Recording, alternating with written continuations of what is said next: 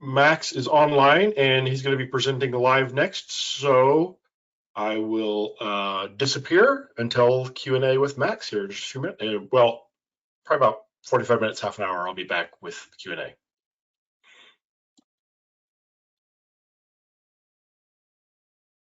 Okay, so in my screen share, you should see a page with a URL here for getting to the slide deck. Can you see that? Yes. Anyone? I'm going to make sure. Good. Okay, great. So I'll start the presentation here in a moment. If you'd like to get to this material, you can follow this URL. So it's just a tiny URL, and there's the code for that. You can also scan this. This is not a mobile-friendly app. In other words, if you were to scan this on your phone, you would get the URL, but you could not get to the slide deck. So maybe If this first URL is more useful. The Go ahead. URL, Max, I'll forward it to everybody. Sure. Just a second. All right, I put that in the meeting chat. Do you see that? Yep, I see it. I'll get it forwarded. Okay, great. Okay, so I'll go ahead and get started here. I'll be talking about debugging. So the first obvious question is, who's this presentation for? It's basically kind of on-the-job acquired debugging techniques and some, philosophy from me. It will show some things that you probably haven't seen, even if you are experienced. However, it is targeting kind of new-ish Ext JS developers.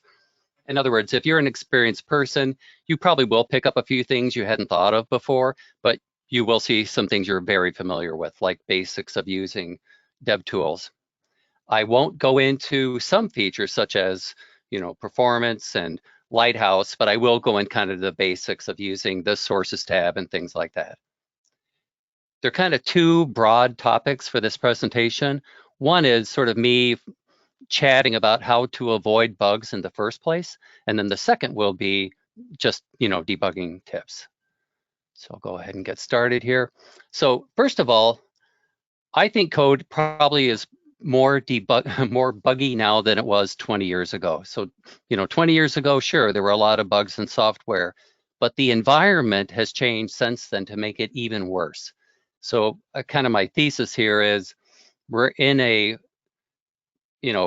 time when there's a lot of outsourcing and a lot of distributed work. That means there's not much institutional knowledge. There's not much sharing between developers, et cetera. So I think probably more bugs are being introduced. I spend a lot of my time debugging code. So I'm on a large project, hundreds of screens. And in the 3 years I've been on the project, we probably a third of the team has turned over, with other developers over time. So that just means a lot of code out there that other people haven't seen and not much sharing of knowledge between those developers. So I think there are probably more bugs. And furthermore, what I'm saying here is that that concept where you need to preserve institutional knowledge isn't necessarily well appreciated by management either, because management has the same kind of outsourcing and turnover problems too. So because of these, I'm saying that, hey, it's even more important now to have skills for writing code that is not buggy and for doing debugging, more than ever before. So here's just some general advice I have to avoid bugs. So number one, collaboration. On my project, again, over the last 3 years, most bugs would have been avoided if we had just talked more amongst the developers. So I'm saying do things to encourage collaboration. So weekly meetings to share ideas and share what you're doing, perhaps. If you are working on a thorny problem, ask for help, or even if it's not help, just ask for other people to look at it with you and collaborate and think about solutions. If you do something cool, share it with your colleagues. And maybe this last one is the most important. If you see patterns in the code, share that with your colleagues and maybe even develop snippets to do those things. I'll talk more about that in a minute. So in summary, I think collaboration is huge. So on any project, because we have these distributed teams and team members come and go, it's more important than ever to collaborate. I think I've never collaborated without the code being better. right? So you just get feedback from other people, you get interesting ideas, you realize what's clear in your code and what isn't clear in your code. So, I'm a big fan of that.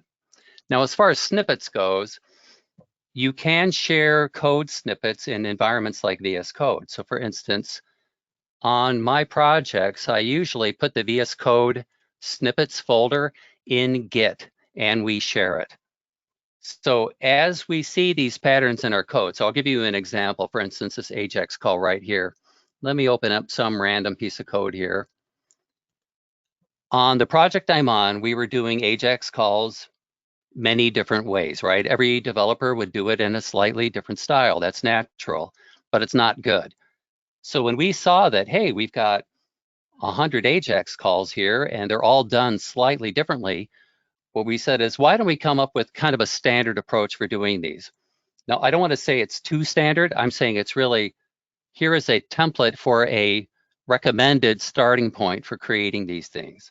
So in my case, we've got these snippets. I can start typing here. There's this snippet for an Ajax call, and this is what we use on our project, right? So everyone uses this basic template.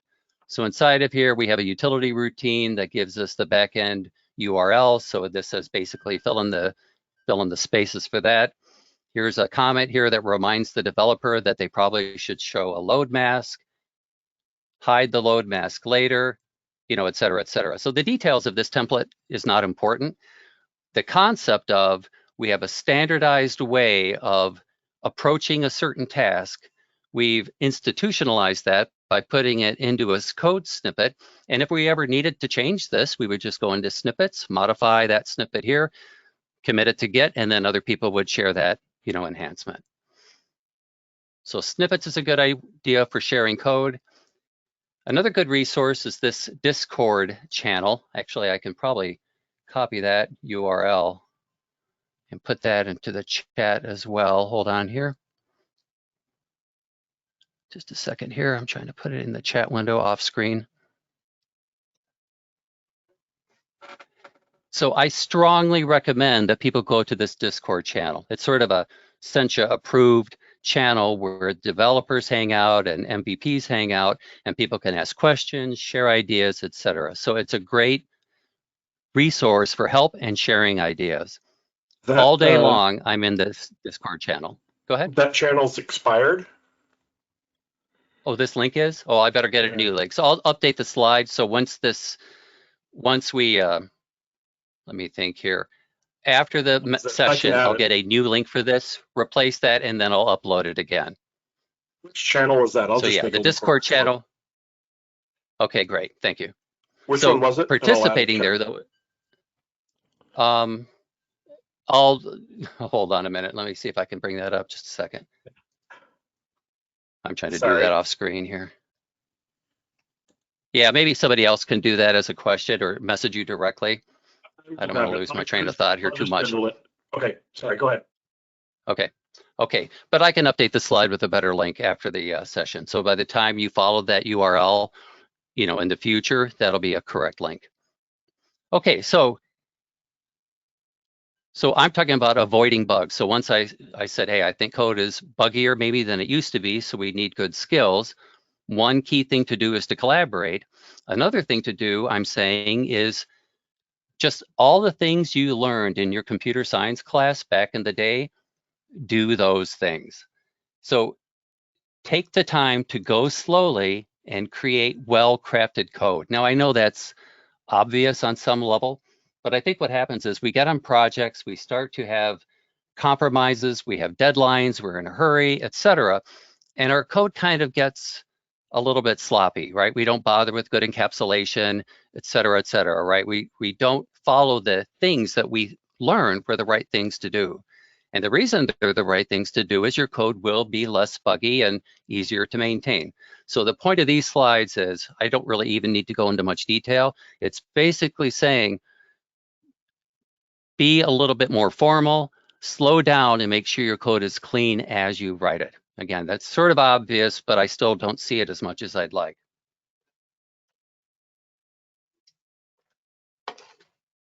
So to review, your code should have a well-defined API and be well encapsulated. And kind of the Ext JS Ramification of this is you won't or you should not be using things like Ext first or Ext component query within your code.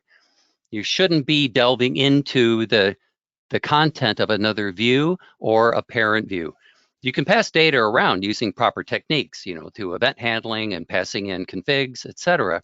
You can share that information, but you shouldn't just say, hey, I know I'm used within this other view, so I'll just use an up or a component query to get a reference to that view's controller and run a method on it. You could do that, it would work, but now your code is much more brittle, it can't be maintained. If somebody moved the view around, your code would break. So those are like yellow flags. If you ever see a component query in your code, I would say that's a yellow flag. You should be abstract. So again, these are just the bread and butter of object-oriented programming. You want to use encapsulation and hide the hows, and you only want to interact with your class using the nice abstract API that you define.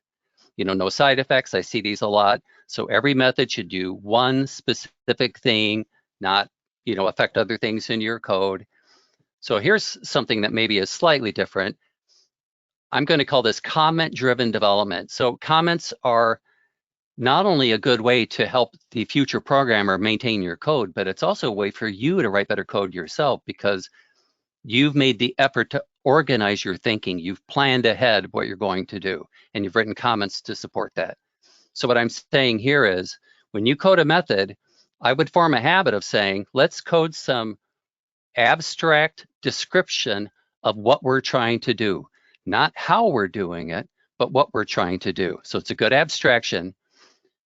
In here, what I'm saying is, you're documenting what it does, but not so much how it does it. Your code should be fairly self-descriptive in the details of how the code is implemented. If you have some arcane statement or something that's really confusing, yeah, you would definitely comment that. But somebody inspecting your code should understand how it works, right? But what it's accomplishing, that's what's usually harder to understand. And that's why you should comment, like that. And then finally, just to say the same thing all over again, don't comment obvious things. So something like that, it just adds noise, right? It's just more things for the developer to read, and it's already perfectly obvious what a statement like that does. Okay, so this is sort of preaching to the choir. You probably know that expression, but in English, it just means if I'm the preacher and there's a choir, they've heard that same sermon over and over again, and probably they already agree with it. So preaching to developers, I'm thinking, is even harder, right? Because it's more like we as developers, we've already developed our own styles, right? We have our habits. We might make compromises, but we think those compromises are reasonable, right? We're already doing things we think are the right thing. So that's why it's kind of hard to get developers to change their habits. I'm the same way, right? I already know I do some things that are a little bit lazy or a little bit bad, but I thought, well, geez, to meet this deadline or whatever the reason is, I think those are okay to do. But my advice is here, basically, just slow down, do the right thing, code clean code, write very good comments. And again, that's so obvious, right?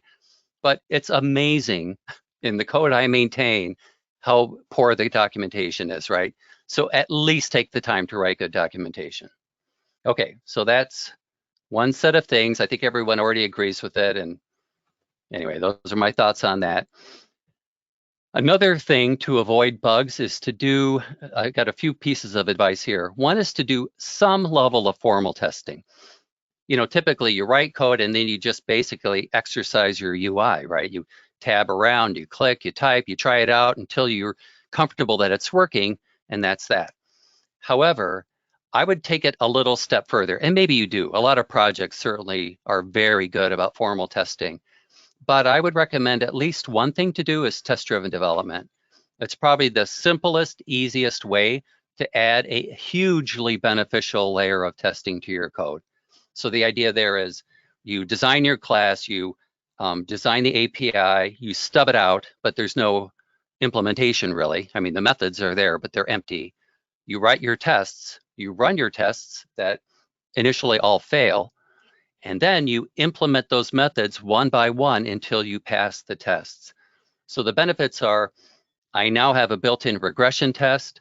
I now have thought through the API and I've tested it thoroughly. I haven't coded things I don't need to code. One big problem in programming is people kind of get carried away and they implement more features than are really needed by the, by the specification. So it's a good way to limit scope, and you have a regression test, and it has a lot of benefit. So one early way of doing formal testing is simply test-driven development. Now, of course, you may go much further than that, but that's one simple thing that anyone could do. I also tend to create what I'm going to call is a reference implementation. So it's sort of a project-specific kitchen sink. So the idea there is, on a project, I'll create a little app, and I'll have a running example of all of the shared components within our app. That way, first of all, I know they work. People can see how they look and how they behave. And if you're the developer, you can now see an example of how to use the component. So that's just another recommendation for having fewer bugs.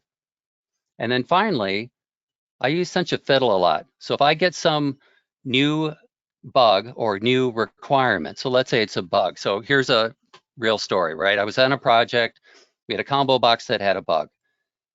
What I did is I took the source for the combo box, went to a fiddle, put it on a panel. I looked at the data feed from the original app in network traffic, and I just copied that. Then I went back to the code, and for the combo box, I said store : curly bracket data paste. So now the store was actually reflecting the data from the data feed, and I tried it out, and we found the bug, we fixed it, and then we just copied the code back over. So Fiddle is just a very easy way to very quickly try some code out. You can also save them and share them with colleagues. So I have one little caution here. Fiddles are great, but you want to be careful not to include proprietary information. So if you've got something, proprietary like data, you wouldn't want to put that into your fiddle. Okay, so those are ways to avoid bugs. And now let's talk about some debugging techniques.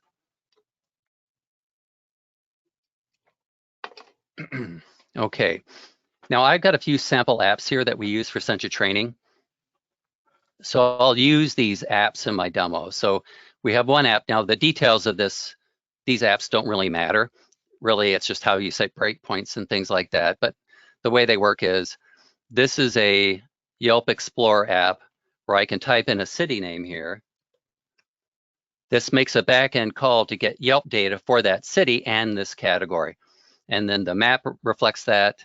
The data view here reflects that. And I can click on an item and see the details on the right there.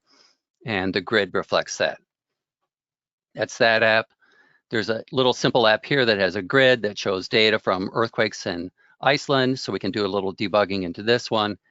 Then we have another little app here that shows the top 20, or I don't know how many we're looking at once here, but the top 20 or so music videos in the Apple Store, and you can click on an item in it, and it brings it up. Okay, so let's use those examples or use that logic when I show these debugging techniques. Now I'm going to use Chrome Developer Tools. There are other development environments or debugging environments, like Firefox has a pretty nice one. Safari has good debugging, etc. The techniques should work in all these different environments, but of course the details will be different. Most people use Chrome Developer Tools. I do too, so that's what I'm going to be showing. All right, so let's do some basic debugging techniques. So there's some tabs in here. So if I'm here, and the way you open the developer, there is a key combination for doing that. You can also go up here and select to do that. So you can go to More Tools and Developer Tools, and there's the key combination. That's one of those things, my fingers know how to open it, my brain does not know how to do it, right? So I can't say how to open the Developer Tools, but the easiest way, really, if you can't remember, is simply right mouse click Inspect. Then you'll be inspecting the element you were on, but I'm also in, the normal Dev Tools here. So again, right mouse click Inspect, you're in Developer Tools. And then within there are some tabs, right? So let's talk about those one after the other. So there's the Sources tab on the left here.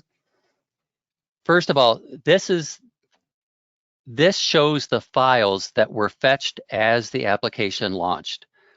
So this basically is proof that these files were either extended or required. So this is a way for you to visually confirm what got loaded into your app. It does not prove what got created, but it does prove what got required. And you can drill in here. So I could go in here, and let's see here. Let me find something interesting. I guess this one's fine. I can double click on that and open up, that logic. So here's some code. I could set breakpoints, etc. So you can either navigate here to find the file you want. More typically, though, I would say you're going to do a Control-O or a Control-P. So I just hit Control-P, and then I can type in the name of the file, like base controller. That's what I'm looking at now. Click there, and then I've opened that file. So typically, Control-O, Control-P, just open the file directly, and then you can inspect it or set breakpoints. Okay, just reading here to see if I forgot anything. There's more discussion about what's on the right side here. These are watches. So if I'm on a breakpoint, so here, let's find some code here. Maybe I'll do it. Actually, I know, I'll debug into this edit window. Hold on here, let's go to the source. Bear with me here a second. So inside of Yelp, we've got this. So I want to edit, actually, I want this detail controller. So again, I'll do Control-P, type in detail controller. It shows me my options here. I'll click on that, then I can put a breakpoint here. That corresponds to me clicking on this button. So if I click on the button, we hit our breakpoint, and now I can do various things. The variables within scope are based on where I am in the breakpoint here. So anything that's in scope here, I can type on the command line. So I can go to console and run methods. For instance, I've got a local variable here called button. I could open the console and I could say button.setText, for example. And if you, actually, that's funny. I should have changed this text. What did I do wrong here, or what's going on? Hold on.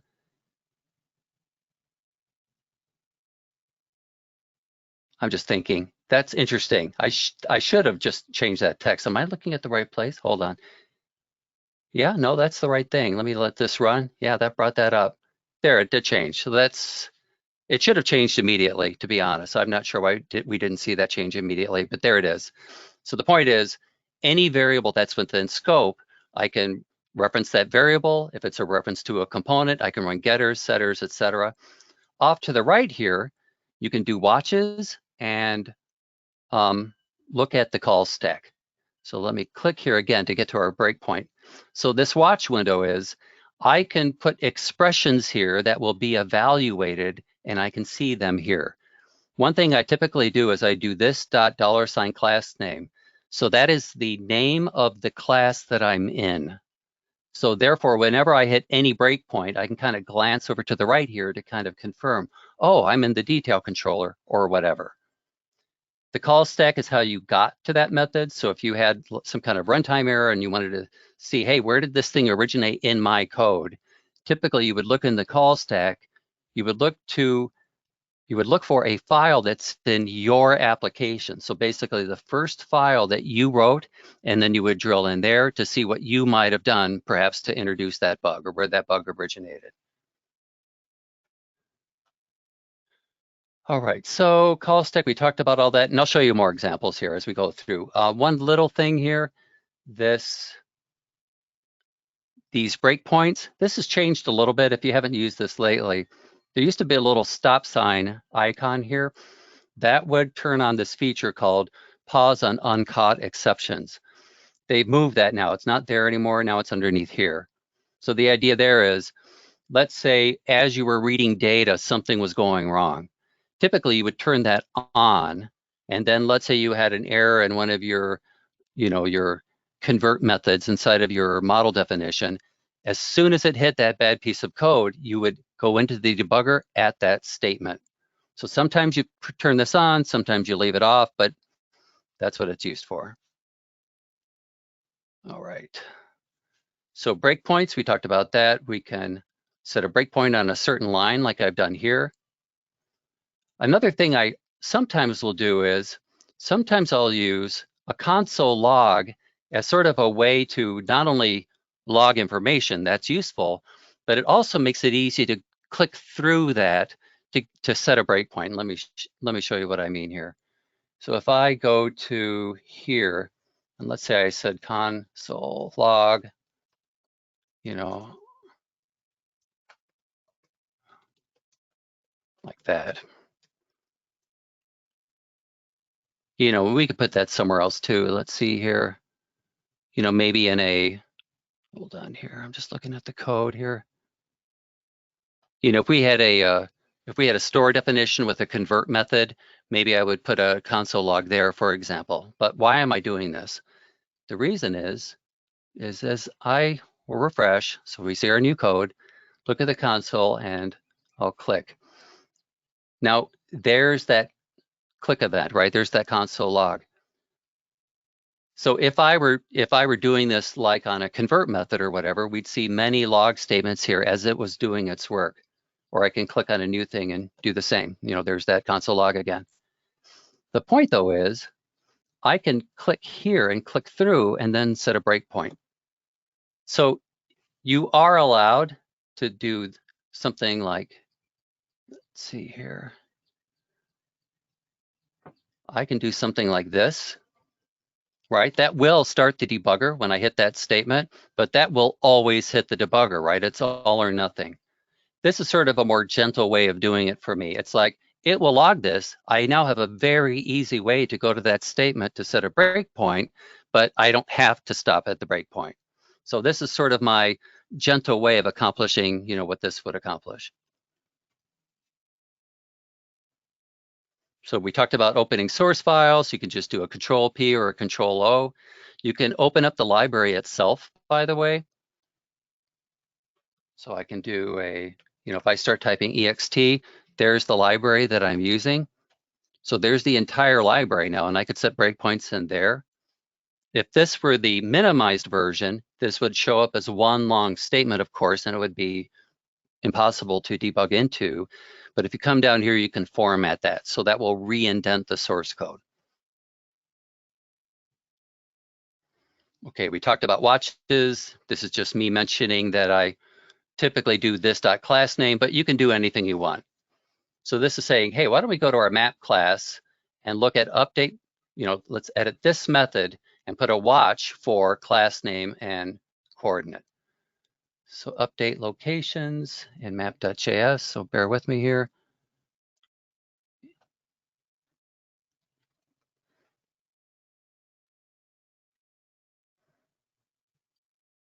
Right here. So this will be run when we change a location. So we just hit our breakpoint, and now if you look to the right, I've already added that watch. So there's that watch I had before for this $class name. Here's the watch for this parameter that's being passed in. So the point is, now it's just very easy for me to kind of glance to the right, and I can see the state of these variables, you know, as I, you know, obviously as I change my locations. You know, hit the breakpoint again, look to the right, I can see, oh yeah, the latitude and longitude has changed and I'm still inside of that map class. I mentioned the call stack. So if you had a runtime exception, so if something went wrong, obviously when your app launched, you'd look at this call stack. And as I said before, typically you would scan in here until you saw a class that's in your application. Then you would click through, because maybe that's where that, you know, that bug occurred. You know, maybe that's the start of the problem, of some piece of code in here that did a bad convert or something like that. I talked about the break-on exception. So we've already talked about that. I talked about the debugger statement. Again, you can put a debugger statement right inside of your source code. If the debugger is open, it will stop at that statement. You do not want to leave that in the code that you're deploying though. So, and you will get a warning if you do. So when you do a build, you don't want those debugger statements lying around. All right, let me see here. This is just a caution. You can write an app with multiple build profiles, like if you have a universal app. This is just saying that make sure you're debugging the thing you intend to debug. You might have two source files with the same name. Let's say you have a mobile app and a desktop app.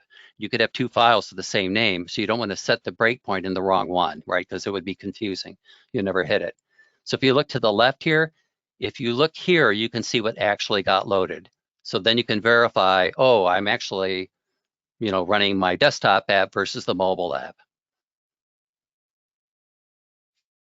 Okay, another tab here is network traffic. So we've been talking about the sources tab, very, very important. That's where you set breakpoints. Most of your debugging probably, your actual debugging of, logic would be in the sources tab.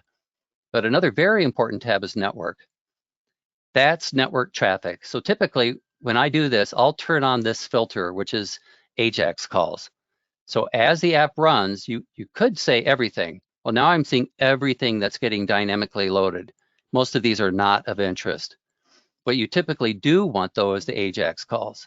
For instance, here's the call to get that Yelp data. So under network, you filter based on AJAX. You see these calls, and now let's talk through these. If you look here, this says, what was the response from the back end? How much data did I get? How long did it take? And then if I click through on that, then I get more details. So those are the headers, the request headers basically being sent. Payload, that's the data being sent to the back end. So, your query parameters basically. So I can see here, hey, when I call Yelp, I'm sending the latitude, the longitude, and the search term. So that search term and the latitude and longitude. So this is a way for you to verify, am I sending the right thing to the back end? Preview, that's what I got from the back end. This is sort of the raw data that you got, and this is that data that's formatted in a more, readable way. So here are the businesses that I'm getting back. So you use this a lot, right? Typically, you've got a grid. Maybe there's something wrong in the grid, right? There's a value that's not showing up right. So you would ask yourself two questions. First, did I get the data that I expected from the back end? And then secondly, you would inspect that record to see if it got converted correctly. We'll talk more about that later. Initiator is kind of interesting. This is who launched that method. Where did it launch? So typically when you look here, you would scroll down and you would look for one of your classes. There it is right there. That's who's doing it. This is very valuable. If you're in a complicated app, you might have 30 calls to the back end being made. And sometimes it's very hard to figure out where are these things coming from, which are coming from this controller versus some other controller. That's where this is so handy. So for any one of those calls, again, you just scroll down, look for one of your classes, and then you can click through and look at that. And you can say, oh, I see, that's exactly where it got, initiated. All right, is there anything else to mention? One other little thing, there's this replay XHR. You could rerun that same call. So if there's something going on with the backend, maybe I set a backend breakpoint. Sometimes I'll come here, I'll see what the traffic was. On the backend, I'll set a breakpoint. Then I can come here and replay, and then maybe I'll hit my breakpoint. Another interesting thing you can do is you can just click through on these. If I double click on this, that opens a new tab. There's that same call and the same results. This works fine for a GET request. This won't work for a POST request, but it is very handy. So if I'm coding a backend API, and if it's a GET, method, I won't debug it in my app. I'll debug it here first. So I'll say, hey, I'm going to keep refreshing. I'll make backend changes and refresh, and I'll do it over and over again until the feed looks perfect here. Then I'll go back to my app and continue debugging there. This is by the way, what we're seeing here, that's a JSON beautifier, basically. That's a plugin that I've got for Chrome. Everyone should have that. Everyone should use some kind of JSON beautifier for, this reason. Okay, so that's network traffic. Let's see if there's anything I forgot here. I did not.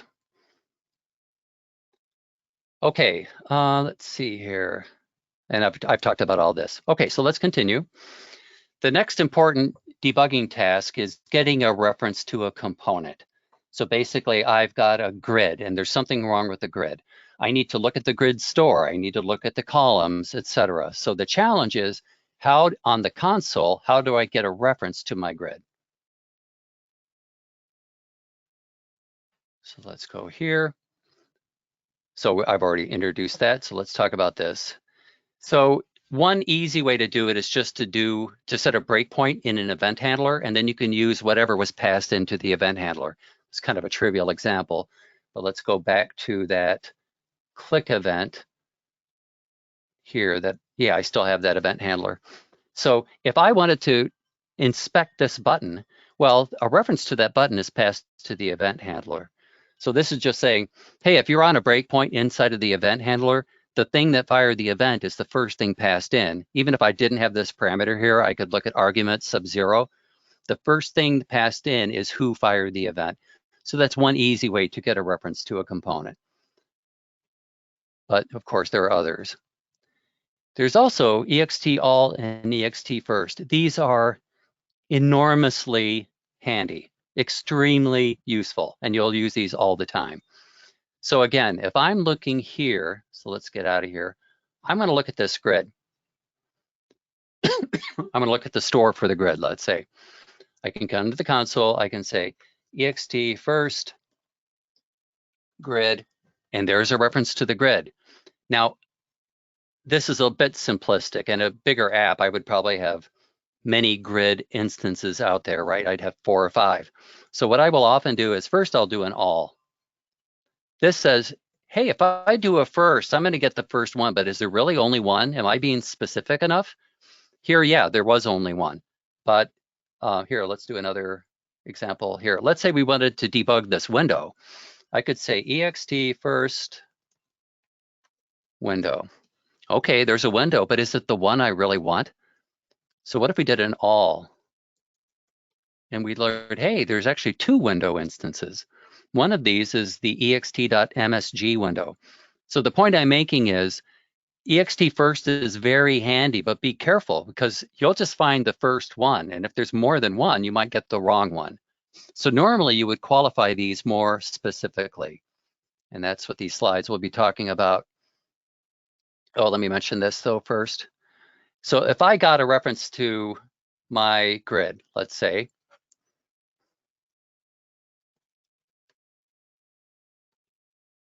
and I wanted to look at its store, there is a method called getStore. Now this is actually just remembering something I've typed in the past. I'm not actually getting code complete here.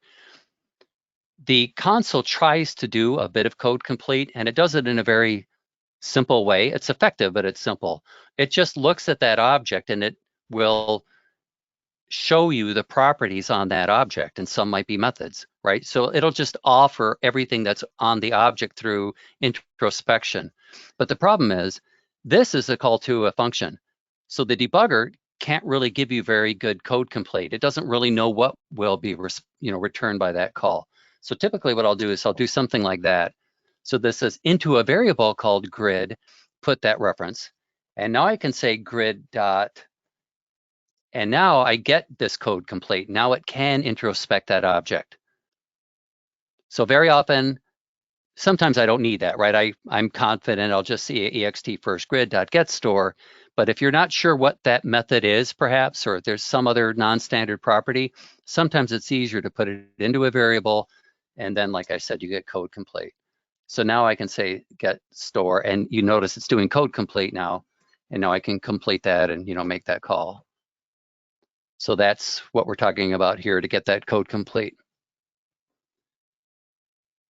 So to do these, you want to read the documentation for component query, and it's very, very powerful. So here's some examples. So this says, I want a field whose field label is this string that's within the toolbar within my main view. So this is basically saying, within this X type, which presumably is a container, find this X type, which must be a container, and look for this thing within it, that's an X type, with certain attributes. That's what we're doing here. So learning your way around component query is handy. And it's, like I say, it's very, very powerful. Now, you normally, even this is more than you would normally need to do. Usually it's something easier, but qualifying things is pretty normal. So you, instead of saying, hey, I want a button within the toolbar, typically it's say, within my main method, within something else, you know, find that thing. So here's some other examples. So this says, hey, look for a top docked toolbar. Maybe there's more than one toolbar in main, and then look for that field. This says, look for the first button within the toolbar in main. You could reference any attribute you want, including reference, and you can use a made up property. So here, if we had our, let's go to our button. Let's see, here's our edit button, right? So I can say foo true, and I'll refresh. And I'm not saying you want to name your properties foo, and you're not going to do this just for the purpose of debugging. But what I am saying is, if you're using any property, you're still free to use that in your selector. So now I can say ext first, and I guess I just say this, I guess. Right, there it is, right? So this returned the first component that has an attribute called foo, and there it is. So you can do a selector on anything inside of your component, even non-standard things. So part of that is, my advice is to give every view class an X type. So why do you have an X type? An X type really only exists if you need to create an instance of something using an alias. Even if you're not creating an instance using the X type, like my main view, I don't really need an alias on my main view, but it's just so handy, you should do it. So I'm saying always do that just for debugging. Okay, I'm looking at the clock here. I better, as usual, I'm talking too much, so I better kind of speed it up here a little bit. So I'll kind of go through these fairly quickly because I want to get to this next topic here. Right, so this says, hey, ext first, component queries, etc. Those are anti-patterns. So for debugging, they're great. In your actual code, it's a yellow flag. If you ever see somebody using a component query, you should stop and look at that code and say, wait a minute, maybe I should be using a reference and a lookup, something like that, but you probably don't want to do that.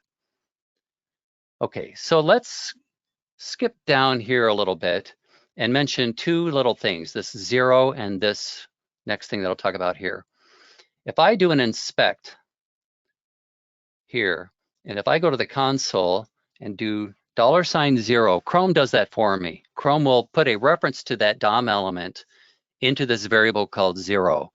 There's one called 1, 2, 3, 4 for the previous one, the second previous one, etc. But 0 is the current thing that I just clicked on. Ext JS also has this very interesting method, static method, called from. And I can pass in, and let's go to the slide here. We're on this slide here. I can pass in that element.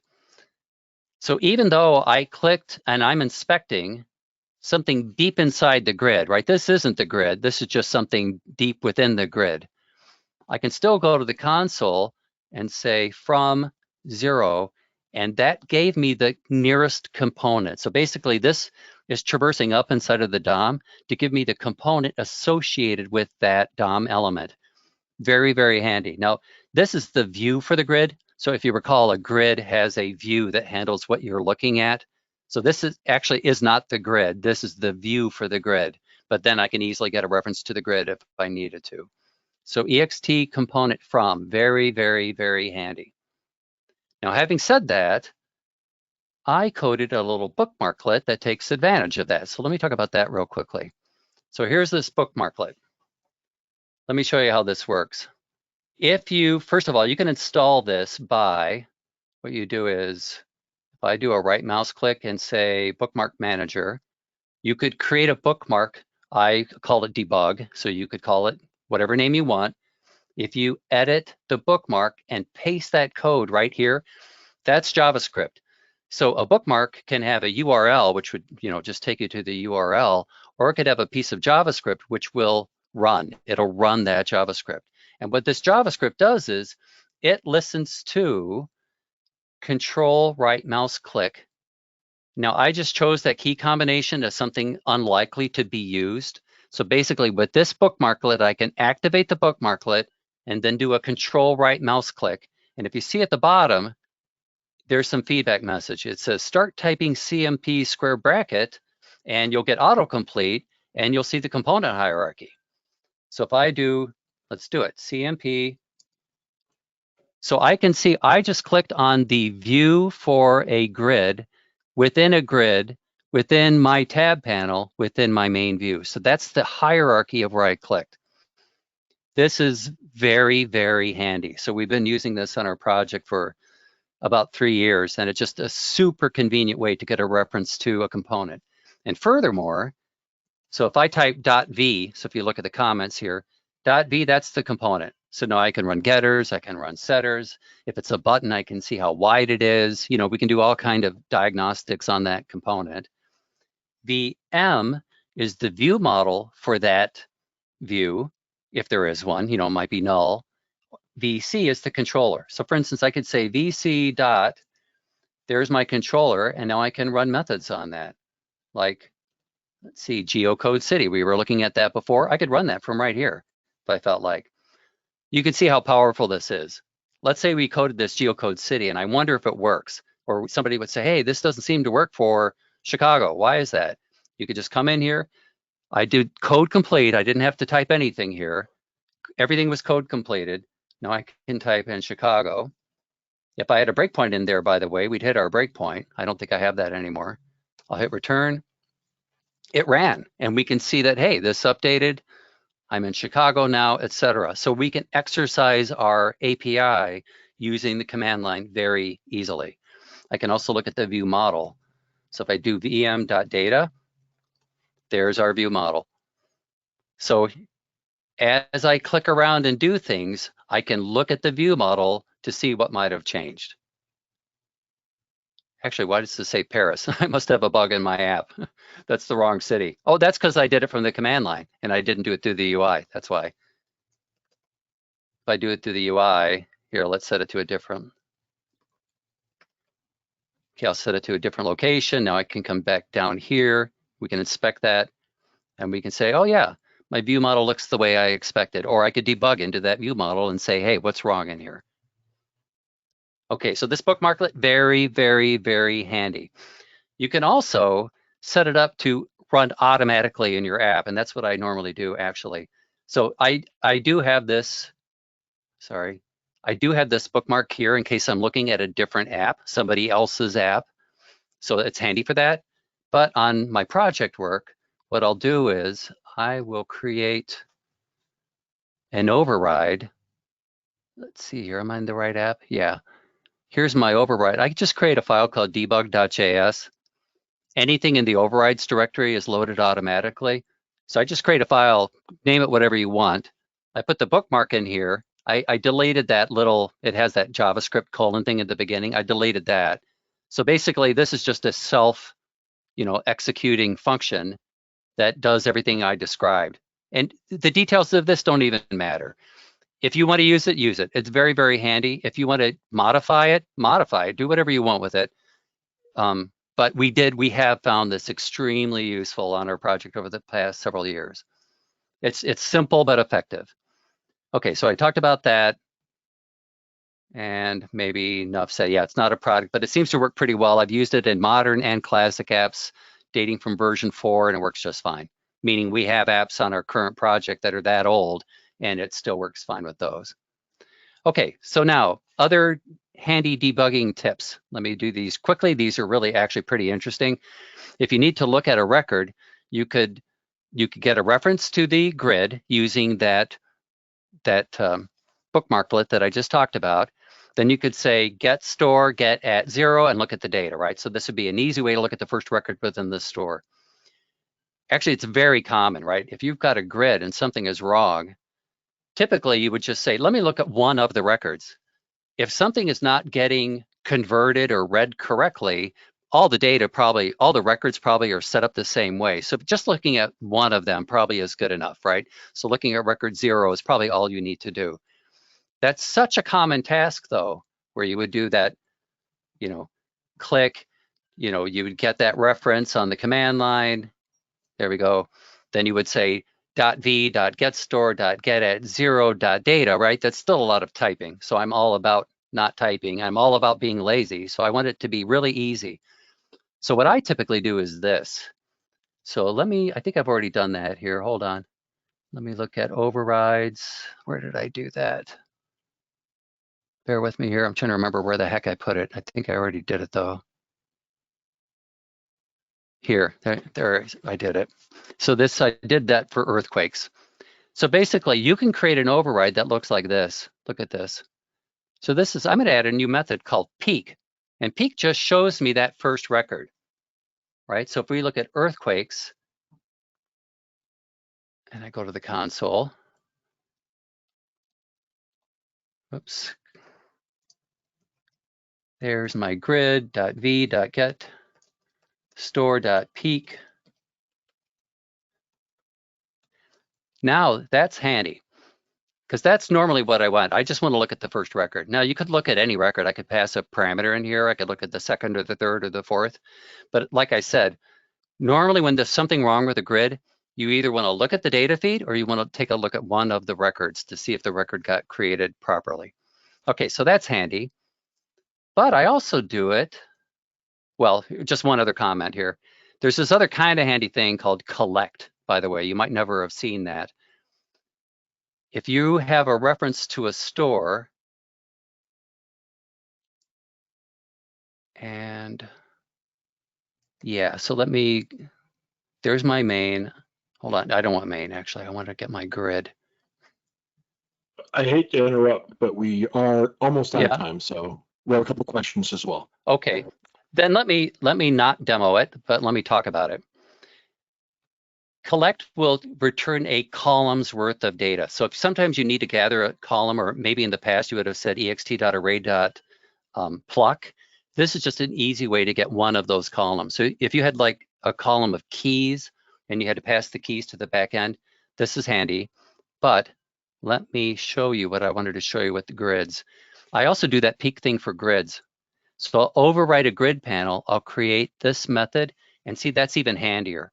Now I can do a right mouse click. I can get my grid through code complete, and I can say .v.peak, and I'm immediately looking at it. So these are very handy. I also, by the way, sometimes I might set it up to do it with any component that has a store. If you did this, your data views, your combo boxes, everything would have this capability. So maybe that's enough maybe I could end there. This is just saying, hey, these are handy things for debugging, but don't do it in your production code, right? Don't take advantage of these. These are really just debugging aids. Okay, so why don't I stop and see if there are any questions. Sorry about going a little long here. That's just my nature. So I will stop babbling for once and see if there are any questions or thoughts. Do you have any questions? Now, so remind me, can participants put a question in the chat window or what? So there's a question panel. They can put the questions in, and then I will display the questions up on the screen here. So the questions are on the right-hand side. They can just click that and add a question.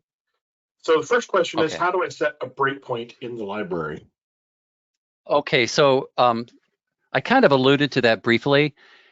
So there's a couple of choices. I can do a Control P to open up Ext itself, right? Either the debug copy or whatever.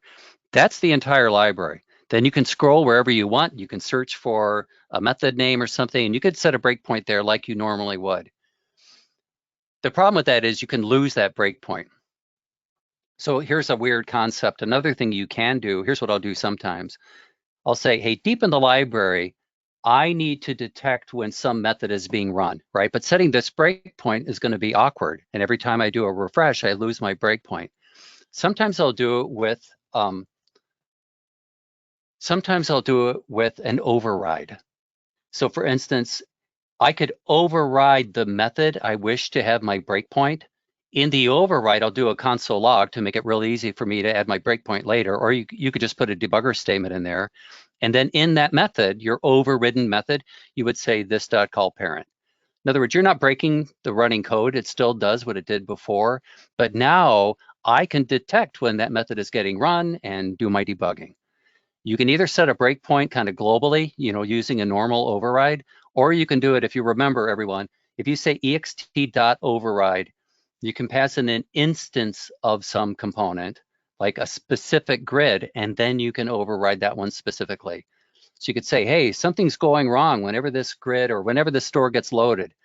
Get a reference to the store, you'd say ext.override, open paren, there's my store reference, comma, then override, let's say, the load method, and then put your debugger statement in there, and then anytime that store gets loaded, now all of a sudden you've got a breakpoint. Hopefully that made sense. A demo would be better, but I know we don't have time. Maybe a blog post. Sure, right. Your webcam back on, you can too. So the next question is, what is the procedure for setting a conditional breakpoint? I could just talk about it. We did touch on that briefly. When you're at that breakpoint, if you do a right mouse click on the gutter on the left, then you have the option to create a conditional breakpoint. So just type in your condition like, hey, I've got a problem with when I'm reading records and I'm converting data, and whenever it's a negative number, something's not going right. So you could set the conditional breakpoint to say record.data. Whatever the expression is, less than 0.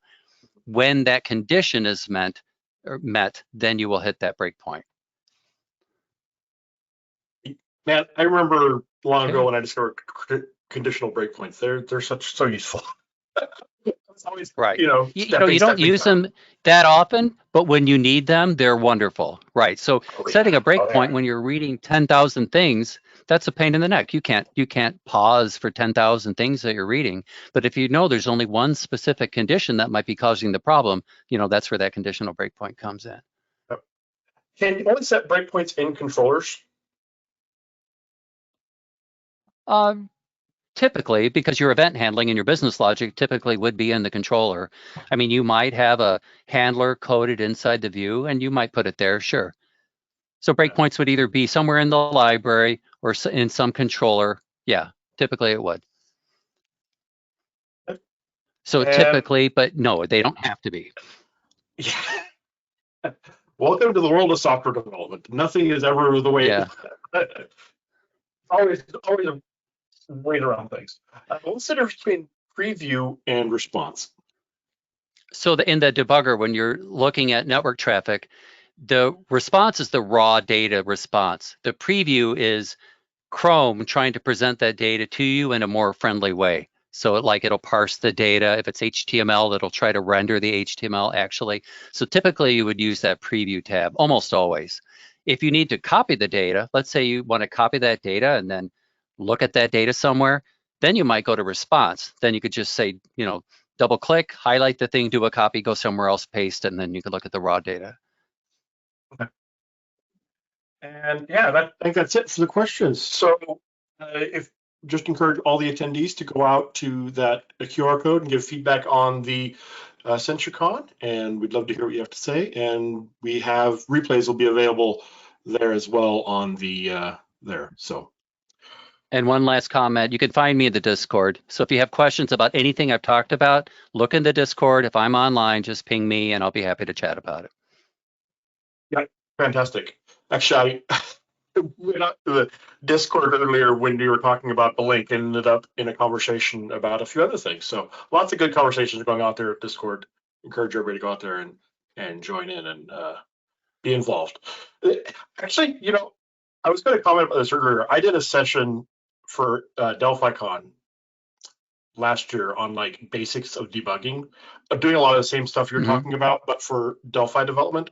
And everybody was like, oh my goodness, I didn't know any of this stuff was possible. So I would really appreciate you putting this on for Ext JS and JavaScript debugging, because there's a lot of these things as developers, especially as developers with a little gray hair in their beard, that we think everybody knows, right? That we think is common knowledge, that it is not, because as you said, we tend to be more insular and we don't collaborate as much as we used to. So that's why I love. That's right. We get in our own personal rut. Right. We find out what works for ourselves and we tend not to be aware of other things. So, right, that's why collaboration and sharing, like I said, that suggestion I had about weekly meetings, people should just do code shares and people will probably learn. If I watched how somebody else debugged, I guarantee you I'd learn some new things, right? So just Yep. sharing and collaboration is huge. Yep. Absolutely. Totally. 100% agree. And if you're a developer only working with yourself, then find a community through Discord maybe. You can find some people there that you want to collaborate with, other independent developers, and you guys can just get together and share code occasionally and look at some code and debug things. Actually, I have a really funny story, and we're out of time. Dagnabbit. Anyway, it is very effective. I 100% agree and highly recommend it. And I need to go to the next session, customer success stories. Right. Thanks a lot.